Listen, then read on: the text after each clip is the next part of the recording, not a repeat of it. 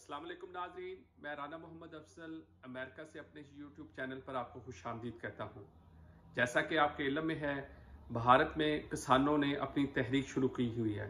इस तहरीक का मकसद उस कानून को वापस लिए जाने का मुतालबा है जिसके मुताबिक हुकूमत ने मिनिमम सपोर्ट्स प्राइस का जो राज कानून था उसे ख़त्म करके अब एक नया कानून मुतारफ़ कराया है, जिसे फ़िलहाल मुअत्तल कर दिया गया है, जो कि असम्बली से पास हो चुका है। इसके खिलाफ पंजाब और हरियाणा के किसान सड़कों पर हैं। उन्होंने दिल्ली में मोर्चा भी लगाया और आपने देखा उनकी पुरअमन तहरीक जारी है। हुकूमती हरबों और सरकारी हथकंडों के बावजूद अभी तक उनमें कोई दरार नहीं आई। इस सिलसिले में आज हम राजविंदर सिंह से बात करेंगे और उनसे जानने की ये कोशिश करेंगे कि ये जो किसानों की तहरीक है इससे आम आदमी किस तरह मुतासर हो सकता है, क्योंकि इनका ये कहना है ये तहरीक सिर्फ किसानों की नहीं बल्कि इंडिया में बसने वाले तमाम अफराद की है। अगर ये कानून राइज हो जाता है तो उससे इनकी ज़िंदगी, जो आम आदमी है उसकी ज़िंदगी पर बुरे असरात मुरतब होंगे। उनका बजट बुरी तरह मुतासर होगा और घरेलू जो अखराजात हैं उनमें भी इजाफा होगा। आज का ये हम वीलॉग पंजाबी में करेंगे, तो इसके बाद हम जो बातचीत है वो पंजाबी में करते हैं। जी राजविंदर सिंह जी, की हाल है तुहाडे? ठीक हो? ठीक है भाजी, तुसी सुनाओ। हाँ जी, ਇਹ ਕੀ ਤਹਿਰੀਕ ਆ? ਤੁਸੀਂ ਇਹਨੂੰ ਜਿਹੜੀ ਮਿਨੀਮਮ ਸਪੋਰਟਸ ਪ੍ਰਾਈਸ ਖਤਮ ਹੋਈ ਆ, ਇਹਨੂੰ ਤੁਸੀਂ ਕਹਿੰਦੇ ਹੋ ਕਿ ਆਮ ਆਦਮੀ ਮੁਤਾਸਰ ਹੋਏਗਾ। ਤੁਸੀਂ ਇਹ ਦੱਸੋ ਵੀ ਮੈਂ ਵਾਂ, ਮੇਰਾ ਖੇਤੀ ਨਾਲ ਕੋਈ ਤਾਲੁਕ ਨਹੀਂ, ਮੈਂ ਖੇਤੀ ਨਹੀਂ ਕਰਦਾ, ਮੈਂ ਕਿਸਾਨ ਨਹੀਂ ਹੈਗਾ, ਤੇ ਮੈਂ ਕਿਸ ਤਰ੍ਹਾਂ ਮੁਤਾਸਰ ਹੋਵਾਂਗਾ ਇਸ ਤੋਂ? ਦੇਖੋ ਰਾਣਾ ਸਾਹਿਬ, ਦੋ ਗੱਲਾਂ ਇਹਦੇ ਵਿੱਚ। ਪਹਿਲਾਂ ਇਹ ਦੇਖੋ ਕਿ ਕਿਸਾਨ ਕਿਵੇਂ ਪ੍ਰਭਾਵਿਤ ਹੋਏਗਾ ਇਸ ਤੋਂ, ਕਿ ਕਿਸਾਨ ਜੋ ਹੈ ਉਹ ਇਸ ਬਿੱਲ ਤੋਂ ਕਿਵੇਂ ਇਫੈਕਟਡ ਹੋਏਗਾ। ਤਾਂ ਇੱਕ ਸਿਸਟਮ ਚੱਲਿਆ ਆ ਰਿਹਾ ਸੀ ਬੜੇ ਚਿਰ ਤੋਂ, ਮੰਡੀ ਸਿਸਟਮ ਜਿਹੜਾ ਸੀ ਉਹ ਪੰਜਾਬ, ਹਰਿਆਣਾ ਤੇ ਪੂਰੇ ਨਾਰਥ ਇੰਡੀਆ ਦੇ ਵਿੱਚ, ਜਿਹਨੂੰ ਅਸੀਂ ਮੰਡੀ ਸਿਸਟਮ ਕਹਿੰਦੇ ਆ, ਜਿਹਦੇ ਵਿੱਚ ਕਿਸਾਨ ਦੀ ਜਦੋਂ ਫਸਲ ਪੱਕ ਜਾਂਦੀ ਸੀ ਉਹ ਆਪਣੀ ਫਸਲ ਲੈ ਕੇ, ਜਿਹਨੂੰ ਅੜਤੀਆ ਕਹਿੰਦੇ ਆ ਉੱਥੇ, ਉਹਦੇ ਕੋਲ ਜਾ ਕੇ ਆਪਣੀ ਫਸਲ ਜਿਹੜਾ ਉਹ ਵੇਚਦਾ ਸੀ। ਅੱਛਾ ਜੀ। ਤਾਂ ਪੱਕੀਆਂ ਮੰਡੀਆਂ ਬਣੀਆਂ ਹੋਈਆਂ ਸੀ। ਹੁੰਦਾ ਇਹ ਸੀ ਕਿ ਸੈਂਟਰ ਗੌਰਮੈਂਟ ਵੱਡੇ ਪੈਮਾਨੇ ਦੇ ਉੱਤੇ ਹਰ 6 ਮਹੀਨੇ ਬਾਅਦ ਫਸਲਾਂ ਦੀ ਖਰੀਦ ਵਾਸਤੇ ਇੱਕ ਲਿਮਿਟ ਜਿਹੜੀ ਹੈ ਉਹ ਸਟੇਟ ਗਵਰਨਮੈਂਟ ਨੂੰ ਦਿੰਦੀ ਸੀ, ਔਰ ਅੜਤੀਆ ਜੋ ਹੈ ਉਹ ਸਾਰੇ ਪੈਸੇ ਕਿਸਾਨਾਂ ਨੂੰ ਜਿਹੜਾ ਉਹਦੀ ਫਸਲ ਦੇ ਬਾਅਦ ਵਿੱਚ ਉਹ ਦੇ ਦਿੰਦਾ ਸੀ। ਅੱਛਾ ਜੀ।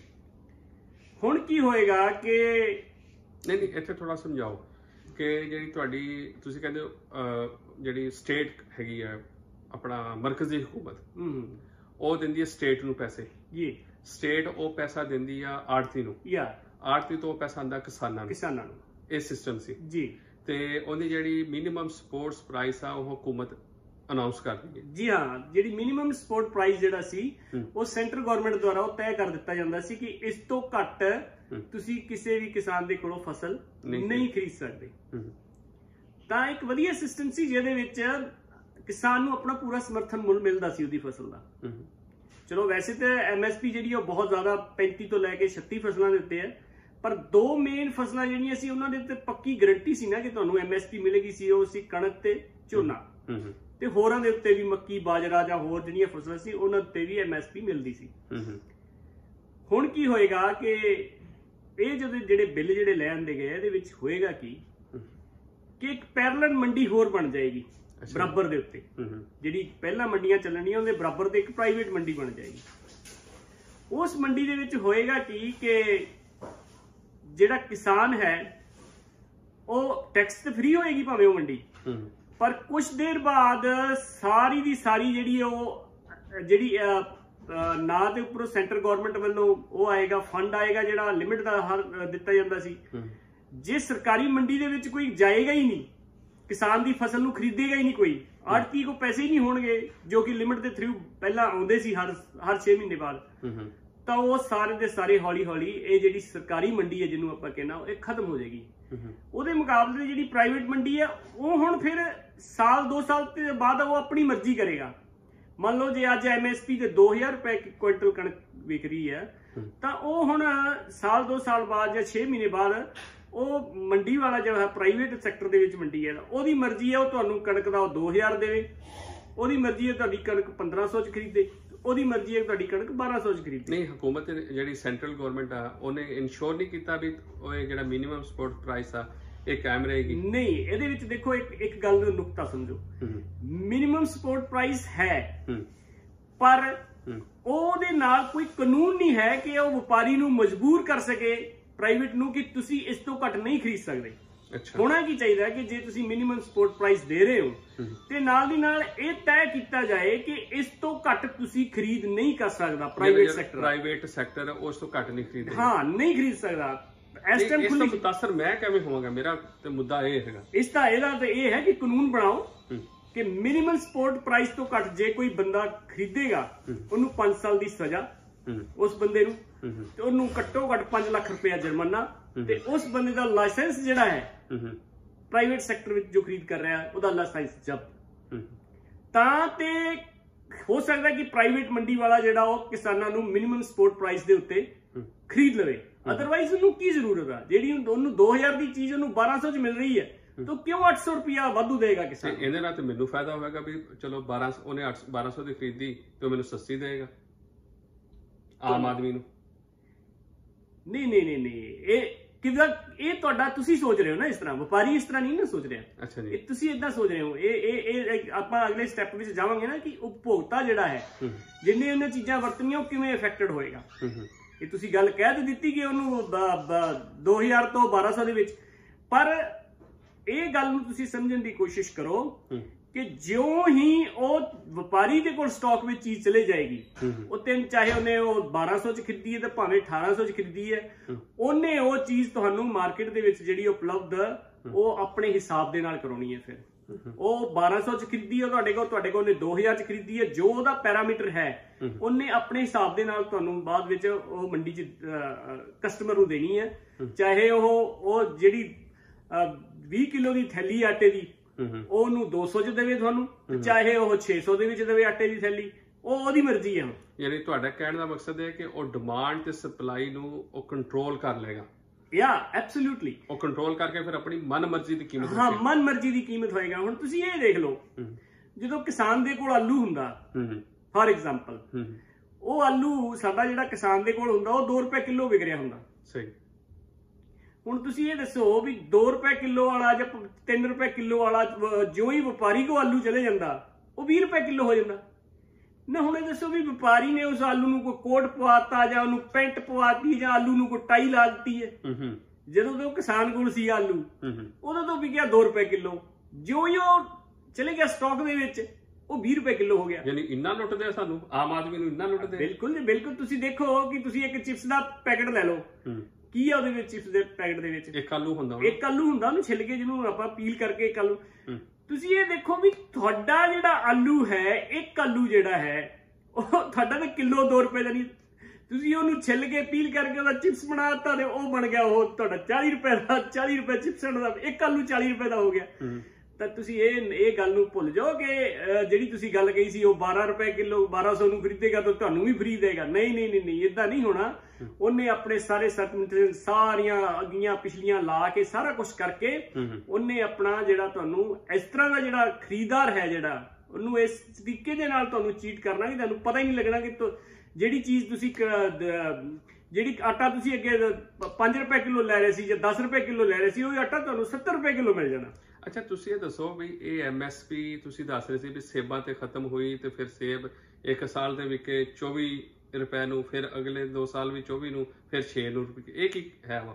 ਦੇਖੋ ਇਹ ਕਿੱਥੇ ਹੋਇਆ? ਇਹ ਇਸ ਤਰ੍ਹਾਂ ਹੋਇਆ ਕਿ ਜਦੋਂ ਹਿਮਾਚਲ ਨੂੰ ਦੇਖ ਲਓ ਤੁਸੀਂ, ਹਿਮਾਚਲ ਪ੍ਰਦੇਸ਼ ਦੇ ਵਿੱਚ ਜਿੰਨਾ ਚਿਰ ਤੇ ਉਹਨਾਂ ਨੇ MSP ਨੂੰ ਜਿਹੜਾ ਪ੍ਰਾਈਵੇਟ ਸੈਕਟਰ ਸੀ ਉਹਨੇ ਫੇਲ ਕਰਨਾ ਸੀ, ਉਹਨੂੰ ਜਿਹੜਾ ਵਪਾਰੀ ਨੇ ਉਹਨਾਂ ਨੇ ਸਟਾਕ ਕਰਕੇ 25 ਰੁਪਏ ਕਿਲੋ ਤੱਕ ਲੈ ਗਏ ਉਹਨੂੰ, ਕਿਸਾਨ ਨੂੰ ਦਿੱਤਾ 25 ਰੁਪਏ ਕਿਲੋ। ਜਦੋਂ ਉਹਨੇ ਦੇਖਿਆ ਕਿ ਹੁਣ ਸਰਕਾਰੀ ਖਰੀਦ ਬੰਦ ਹੋ ਗਈ MSP ਦੇ ਉੱਤੇ ਸੇਬ ਦੀ, ਉਹਨਾਂ ਨੇ ਉਹ 25 ਨੂੰ ਚੱਕ ਕੇ ਉਹੀ ਜਿਹੜਾ ਉਹ 4 ਰੁਪਏ ਕਿਲੋ ਕਰ ਦਿੱਤਾ ਸੇਬ ਜਿਹੜਾ ਸੀਗਾ। ਕਹਿਣ ਤੋਂ ਬਾਅਦ ਵੀ ਪ੍ਰਾਈਵੇਟ ਸੈਕਟਰ ਨੇ ਜੇ ਉਹਦੇ ਬਰਾਬਰ ਦੇ ਉੱਤੇ ਸਰਕਾਰੀ ਸਮਰਥਨ ਮੁੱਲ ਨਹੀਂ ਹੈਗਾ ਔਰ ਸਰਕਾਰ ਸਟਾਕ ਦੇ ਵਿੱਚ ਨਹੀਂ ਰੱਖਦੀਆਂ ਚੀਜ਼ਾਂ, ਤਾਂ ਉਹ ਤੁਹਾਨੂੰ ਲੁੱਟੇਗਾ ਹੀ ਲੁੱਟੇਗਾ। ਉਹ ਕਿਸੇ ਵੀ ਤਰੀਕੇ ਨਾਲ ਤੁਹਾਨੂੰ ਛੱਡਣਾ ਨਹੀਂ ਉਹਨੇ। ਉਹਨੇ ਤੁਹਾਡੀ ਲੁੱਟ ਕਰਨੀ ਹੀ ਕਰਨੀ ਹੈ। ਜ਼ਾਹਿਰ ਉਹ ਤਾਂ ਬਿਜ਼ਨਸਮੈਨ ਹੈ ਜੀ, ਉਹਨੇ ਤੇ ਤੁਹਾਡੇ ਕੋਲੋਂ ਸਸਤੀ ਸ਼ੈ ਲੈ ਕੇ ਆਮ ਆਦਮੀ ਨੂੰ, ਮੇਰੇ ਵਰਗੇ ਨੂੰ ਮਹਿੰਗੀ ਦੇਣੀ ਹੈ। ਉਹਨੇ ਉਹਨੂੰ ਪੈਕ ਕਰ ਦੇਣਾ ਵਾ, ਉਹਨੂੰ ਕਹਿਣਾ ਵੀ ਆਹ ਦੇਖੋ ਜੀ ਮੈਂ ਤੁਹਾਡੀ ਕਿੰਨੀ ਬਿਹਤਰੀਨ ਚੀਜ਼ ਤੁਹਾਨੂੰ ਦੇ ਰਿਹਾ। ਦੇਖੋ ਅੱਜ ਦੀ ਡੇਟ ਦੇ ਵਿੱਚ ਕਿਸਾਨ ਸਿੱਧਾ ਮੰਡੀ ਦੇ ਵਿੱਚ ਗੋਭੀ ਲੈ ਕੇ ਜਾਂਦਾ, ਗਾਜਰਾਂ ਲੈ ਕੇ ਜਾਣ ਡਿਆ, ਮੂਲੀ ਲੈ ਕੇ ਜਾਣ ਡਿਆ। ਖਰੀਦਣ ਵਾਲਾ ਸ਼ਹਿਰੀ ਬੰਦਾ ਸਾਡਾ ਜਿਹੜਾ ਉਹ ਫੇਰੀ ਦੇ ਉੱਤੋਂ, ਰੇਹੜੀ ਦੇ ਉੱਤੋਂ, ਕਿਸੇ ਵੀ ਥਾਂ ਦੇ ਉੱਤੋਂ ਚੱਕ ਲੈਂਦਾ ਉਹਨੂੰ ਵੀ ਭਾਈ ਆਹ ਦੇ ਦੇ, 2 ਕਿਲੋ ਦੇ ਦੇ, 3 ਕਿਲੋ ਦੇ ਦੇ, ਉਦਾਂ ਹੀ ਉਹ ਲਿਫਾਫੇ 'ਚ ਪਾ ਕੇ ਉਹ ਦੇ ਦਿੰਦਾ। ਇਹੀ ਗਾਜਰਾਂ, ਮੂਲੀਆਂ, ਗੋਭੀ ਜਦੋਂ ਪੈਕ ਹੋ ਗਈਆਂ ਨਾ ਵਪਾਰੀ ਦੇ ਕੋਲ, ਤੇ ਇਹੀ ਗਾਜਰ ਜਿਹੜੀ ਤੁਸੀਂ ਅੱਜ ਕਹਿੰਦੇ ਵੀ ਸਾਨੂੰ 4 ਰੁਪਏ ਕਿਲੋ ਮਿਲਦੀ ਹੈ, 40 ਰੁਪਏ ਕਿਲੋ ਹੋ ਜਾਣੀ ਹੈ। ਇਹ ਗੋਭੀ ਜਿਹੜੀ ਸਾਨੂੰ ਅੱਜ 5 ਰੁਪਏ ਕਿਲੋ ਮਿਲਦੀ ਹੈ, 50 ਰੁਪਏ ਕਿਲੋ ਹੋ ਜਾਣੀ ਹੈ ਜਦੋਂ ਪੈਕ ਹੋ ਗਈ ਉਹ ਲਿਫਾਫਿਆਂ ਦੇ ਵਿੱਚ। ਉਹਦੇ ਉੱਤੇ ਇੱਕ ਠੱਪਾ ਲੱਗ ਗਿਆ ਕਿ ਆਹ ਦੇਖੋ ਫਲਾਨਾ ਮਾਰਕਾ ਹੈਗਾ ਹੈ। ਅੱਛਾ ਰਾਜਵਿੰਦਰ ਜੀ, ਇੱਕ ਤੁਹਾਡੀ ਗੱਲ, ਵੈਸੇ ਇਹ ਜਿਹੜੀ ਤਹਿਰੀਕ ਚੱਲੀ ਹੈ, ਅੰਦੋਲਨ ਚੱਲ ਰਿਹਾ, ਮੋਰਚਾ ਲੱਗਿਆ, ਇਹ ਬੜਾ ਪੁਰਅਮਨ ਰਿਹਾ। ਇਹਦੇ ਵਿੱਚ ਇਹ ਤੁਹਾਨੂੰ ਇਹਦੀ ਸ਼ਾਬਾਸ਼ ਦੇਣੀ ਪਏਗੀ ਉੱਥੇ ਦੇ ਕਿਸਾਨਾਂ ਨੂੰ ਕਿ ਉਹਨਾਂ ਨੇ ਕਿੰਨਾ, ਉਹਨਾਂ ਤੇ ਪ੍ਰੈਸ਼ਰ ਆਇਆ, ਹਕੂਮਤੀ ਹੱਥਕੰਡੇ ਵੀ ਆਏ, ਹਰਬੇ ਸਰਕਾਰੀ ਹਰਬੇ ਵੀ ਉਹਨਾਂ ਨੇ ਕਿਹਾ ਜੀ ਇਹ ਗਲਤ ਕਰ ਰਹੇ ਨੇ, ਅਸੀਂ ਤੁਹਾਡਾ ਫਾਇਦਾ ਚਾਹੁੰਦੇ ਹਾਂ। ਇਹਦਾ ਮਤਲਬ ਆਵਾਮ ਦੇ ਵੱਲੋਂ ਵੀ ਉਹਨਾਂ ਨੂੰ ਸਮਰਥਨ ਆ ਪੂਰਾ। ਦੇਖੋ ਮੈਂ ਇੱਕ ਗੱਲ ਕਹਿਣਾ, ਕਿਸਾਨਾਂ ਦੀ ਬੜੀ ਤਾਰੀਫ ਕਰਨੀ ਪਊਗੀ ਕਿ 2 ਮਹੀਨੇ ਪੰਜਾਬ ਦੇ ਵਿੱਚ ਸ਼ੁਰੂਆਤ ਹੋਈ ਇਸ ਜਦ ਅੰਦੋਲਨ ਦੀ, 2 ਮਹੀਨੇ ਲੋਕ ਬੜੀ ਸ਼ਾਂਤੀਪੂਰਨ ਤਰੀਕੇ ਦੇ ਨਾਲ ਬੈਠੇ ਰਹੇ। ਈਵਨ ਕਿ ਰੇਲ ਦੀਆਂ ਪਟੜੀਆਂ ਦੇ ਉੱਤੇ ਵੀ ਬੈਠੇ ਰਹੇ, ਸ਼ਾਂਤੀਪੂਰਨ ਤਰੀਕੇ ਨਾਲ ਬੈਠੇ ਰਹੇ, ਲੰਗਰ ਲਾਉਂਦੇ ਰਹੇ, ਲੋਕਾਂ ਨੂੰ ਕਹਿੰਦੇ ਰਹੇ ਵੀ ਸ਼ਾਂਤੀਪੂਰਨ ਤਰੀਕੇ ਨਾਲ ਦੇਖੋ ਸਾਡਾ ਪ੍ਰੋਟੈਸਟ ਹੈ। 2 ਮਹੀਨੇ ਪੰਜਾਬ ਦੇ ਵਿੱਚ ਪ੍ਰੋਟੈਸਟ ਚੱਲਿਆ। ਪਰ ਜਦੋਂ ਉਹਨਾਂ ਨੇ ਨਹੀਂ ਮੰਨੀ ਗੱਲ ਸੈਂਟਰ ਗਵਰਨਮੈਂਟ ਨੇ, ਤਾਂ ਉਹਨਾਂ ਨੇ ਆਪਣਾ ਜਿਹੜਾ ਮੂਵਮੈਂਟ ਆ ਉਹ ਦਿੱਲੀ ਵੱਲ ਨੂੰ ਮੂਵ ਕੀਤੀ। ਹੁਣ ਤੁਸੀਂ ਇਹ ਦੇਖੋ ਵੀ ਦਿੱਲੀ ਵੀ ਅੱਜ 2-3 ਮਹੀਨੇ ਹੋ ਚੱਲੇ ਆ ਬੈਠਿਆਂ ਨੂੰ, ਉੱਥੇ ਵੀ ਬਿਲਕੁਲ ਪੀਸਫੁਲ ਆ, ਬਿਲਕੁਲ ਪੀਸਫੁਲ। ਤੁਸੀਂ ਇਹ ਕਹਿ ਲਓ ਕਿ ਕਿਸਾਨਾਂ ਦੀ ਜਿੰਨੀ ਵੀ ਤਾਰੀਫ ਕੀਤੀ ਜਾਏ, ਕਿਸੇ ਵੀ ਤਰ੍ਹਾਂ ਦਾ ਕੋਈ ਹੈਜ਼ਿਟੇਸ਼ਨ ਨਹੀਂ, ਕਿਸੇ ਤਰ੍ਹਾਂ ਦਾ ਕੋਈ ਪ੍ਰੋਟੈਸਟ ਨਹੀਂ ਹੈਗਾ, ਬਿਲਕੁਲ ਪੀਸਫੁਲ ਜਿਹੜਾ ਪ੍ਰੋਟੈਸਟ ਚੱਲ ਰਿਹਾ। ਤੇ ਸਰਕਾਰ ਨੂੰ ਅਪੀਲ ਹੀ ਕੀਤੀ ਜਾ ਰਹੀ ਹੈ ਵਾਰ-ਵਾਰ ਕਿ ਭਾਈ ਤੁਸੀਂ MSP ਦੇ ਉੱਤੇ ਕਾਨੂੰਨ ਬਣਾਓ। ਕੀ ਮੰਗ ਕੀ ਰਹੇ ਅਸੀਂ ਤੁਹਾਡੇ ਕੋਲ? MSP ਦੇ ਉੱਤੇ ਕਾਨੂੰਨ ਬਣਾ ਦਿਓ ਇੱਕ, ਜਿਹੜੀ ਕਾਨੂੰਨ ਜਿਹੜਾ ਹੈ MSP ਤੋਂ ਘੱਟ ਕੋਈ ਫਸਲ ਨਾ ਖਰੀਦੇ, ਨਹੀਂ ਖਰੀਦ ਸਕਦਾ ਭਾਵੇਂ ਤੁਸੀਂ, ਤੁਹਾਡਾ ਇਹ ਮੁੱਦਾ ਵਾ ਕਿ ਭਾਵੇਂ ਪ੍ਰਾਈਵੇਟ ਵੀ ਖਰੀਦੇ, ਉਹ MSP ਦਾ ਤਾਇਨ ਜਿਹੜਾ ਹੈ ਉਹ ਹਕੂਮਤ ਤੈਅ ਕਰੇ ਕਿ ਇਹ MSP ਮਿਨੀਮਮ ਸਪੋਰਟ ਪ੍ਰਾਈਸ ਹੈ। MSP ਦੇ ਕਾਨੂੰਨ ਬਣੇ ਔਰ ਪ੍ਰਾਈਵੇਟ ਸੈਕਟਰ ਜਿਹੜਾ ਉਹ MSP ਤੋਂ ਘੱਟ ਖਰੀਦ ਨਹੀਂ ਕਰ ਸਕਦਾ, ਉਹਨੂੰ ਇਸ ਦੀ ਸਜ਼ਾ ਮਿਲੇ ਉਸ ਨੂੰ ਜੇ ਉਹ ਕਰੇਗਾ ਕਿ ਉਹ ਜੇ MSP ਤੋਂ ਘੱਟ ਖਰੀਦ ਕਰੇਗਾ। ਅੱਛਾ, ਜਿਹੜੀ ਰਿਆਸਤ ਹੁੰਦੀ ਆ, ਹਕੂਮਤ ਹੁੰਦੀ ਆ, ਉਹ ਤੇ ਮਾਂ ਦੀ ਤਰ੍ਹਾਂ ਹੁੰਦੀ ਹੈ ਜੀ, ਤੇ ਮਾਂ ਕਿਉਂ ਆਪਣੇ ਬੱਚਿਆਂ ਨਾਲ ਇਹ ਕਰ ਰਹੀ ਆ ਵੀ ਇਹ ਇੱਕ ਕਿਸੇ ਹਿੱਸੇ ਨੂੰ ਨਿਵਾਦ ਰਹੀ ਹੈ ਤੇ ਕਿਸੇ ਹਿੱਸੇ ਨੂੰ ਧਤਕਾਰ ਰਹੀ ਹੈ? ਇਹਦੀ ਵਜ੍ਹਾ ਕੀ ਹੈ ਪਿੱਛੇ? ਦੇਖੋ ਇਸ ਟਾਈਮ ਹਕੂਮਤਾਂ ਜਿਹੜੀਆਂ ਹੈਗੀਆਂ ਨਾ, ਉਹ ਅੰਤਰਰਾਸ਼ਟਰੀ ਜਿਹੜੇ ਹੈਗੇ ਆ ਮਾਪਦੰਡ, ਉਹਨਾਂ ਤੋਂ ਵੀ ਪ੍ਰਭਾਵਿਤ ਆ। ਅੰਤਰਰਾਸ਼ਟਰੀ ਮਾਪਦੰਡ ਵਿੱਚ ਕੀ ਹੋ ਰਿਹਾ, ਪਰ ਅੰਤਰਰਾਸ਼ਟਰੀ ਮਾਪਦੰਡਾਂ ਨੂੰ ਤੁਸੀਂ ਇੰਡੀਆ ਵਰਗੇ ਦੇਸ਼ ਦੇ ਉੱਤੇ ਕਿਵੇਂ ਲਾਗੂ ਕਰ ਸਕਦੇ ਹੋ ਜਿੱਥੋਂ ਦੀ 70% ਆਬਾਦੀ ਜਿਹੜੀ ਐਗਰੀਕਲਚਰ ਦੇ ਉੱਤੇ ਨਿਰਭਰ ਹੋਵੇ? ਤਾਂ ਤੁਸੀਂ ਕਹੋਗੇ ਅਸੀਂ ਅਮਰੀਕਾ ਜਾਂ ਕਿਸੇ ਹੋਰ ਜਾਂ ਕਿਸੇ ਯੂਰਪੀਅਨ ਦੇ ਨਾਲ ਦੇਸ਼ ਦੇ ਨਾਲ ਇਹਨੂੰ ਕੰਪੇਅਰ ਕਰਾਂਗੇ। How is possible? ਉਹਨਾਂ ਦੇਸ਼ਾਂ ਦੀ ਜਿਹੜੀ ਇਨਕਮ ਦਾ ਸੋਰਸ ਹੈ ਇੰਡਸਟਰੀ ਆ, ਉਹ 90% ਲੋਕ ਜਿਹੜੀ ਇੰਡਸਟਰੀ ਤੋਂ ਇਨਕਮ ਆਉਂਦੀ ਹੈ ਉਹਨਾਂ ਦੀ। 90% ਲੋਕ, ਓਨਲੀ 10% ਔਰ 5% ਲੋਕ ਇਨ ਐਗਰੀਕਲਚਰ ਇਨ ਅਬਰੋਡ ਜਾਂ ਇੰਟਰਨੈਸ਼ਨਲ।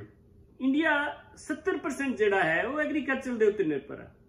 30% ਲੋਕ ਜਿਹੜੇ ਆ ਉਹ ਨਾਨ ਐਗਰੀਕਲਚਰ ਦੇ ਉੱਤੇ ਡਿਪੈਂਡੇਬਲ ਆ। ਤਾਂ ਇਦਾਂ ਇੰਨੇ ਵੱਡੇ ਵਿਸ਼ਾਲ ਸੈਕਟਰ ਨੂੰ ਤੁਸੀਂ, ਮੈਨੂੰ ਨਹੀਂ ਲੱਗਦਾ ਕਿ ਸਰਕਾਰ ਜਿਹੜੀ ਆ ਉਹ ਸਿਰਫ ਦੂਜੇ ਲੋਕਾਂ ਦੇ ਕਹਿਣ ਦੇ ਉੱਤੇ ਲੱਗ ਕੇ 70% ਸੈਕਟਰ ਜਿਹੜਾ ਐਗਰੀਕਲਚਰ ਤੇ ਡਿਪੈਂਡੇਬਲ ਆ ਉਹਨੂੰ ਇਸ ਤਰ੍ਹਾਂ ਤਬਾਹ ਕਰੇਗੀ। ਅੱਛਾ, ਇਹ ਜਿਹੜੀ ਤੁਹਾਡੀ ਸੈਂਟਰਲ ਹਕੂਮਤ ਹੈ ਜਿਹੜਾ ਮਾਡਲ ਲਿਆਉਣਾ ਚਾਹੁੰਦੀ ਹੈ, ਤੁਹਾਡਾ ਮੌਕਫ ਇਹ ਹੈਗਾ, ਤੁਸੀਂ ਇਹ ਕਹਿੰਦੇ ਹੋ ਕਿ ਜਿਹੜਾ ਸਾਡਾ ਮੰਡੀ ਦਾ ਸਿਸਟਮ ਹੈ ਇਹ ਇੱਕ ਕਾਮਯਾਬ ਸਿਸਟਮ ਹੈ ਆੜਤੀ ਦਾ, ਤੇ ਜਿਹੜਾ ਹਕੂਮਤ ਮਾਡਲ ਲਿਆਉਣਾ ਚਾਹੁੰਦੀ ਹੈ ਕਿੱਥੇ ਰਾਜ ਵੀ ਹੈਗਾ ਪੂਰੀ ਦੁਨੀਆ 'ਚ, ਜਾਂ ਕਿਸੇ ਦੁਨੀਆ 'ਚ ਕਿੱਥੇ ਰਾਜ ਹੈ, ਜਾਂ ਬਸ ਉਹ ਆਪਣਾ ਹੀ ਕੋਈ ਨਵਾਂ ਉਹਨਾਂ ਨੇ ਕੱਢ ਲਿਆ?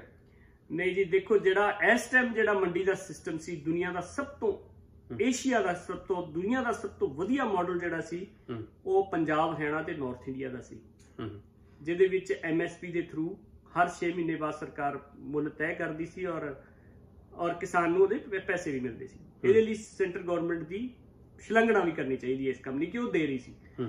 ਹੁਣ ਜੋ ਹੋ ਰਿਹਾ ਹੈ ਉਹ ਸਾਨੂੰ ਨਹੀਂ ਪਤਾ, ਮੇਰੀ ਸਮਝ ਤੋਂ ਤਾਂ ਬਾਹਰ ਹੈ ਗੱਲ ਕਿ ਕੀ ਉਹ ਇਹ ਕਿਵੇਂ ਹੋਏਗਾ।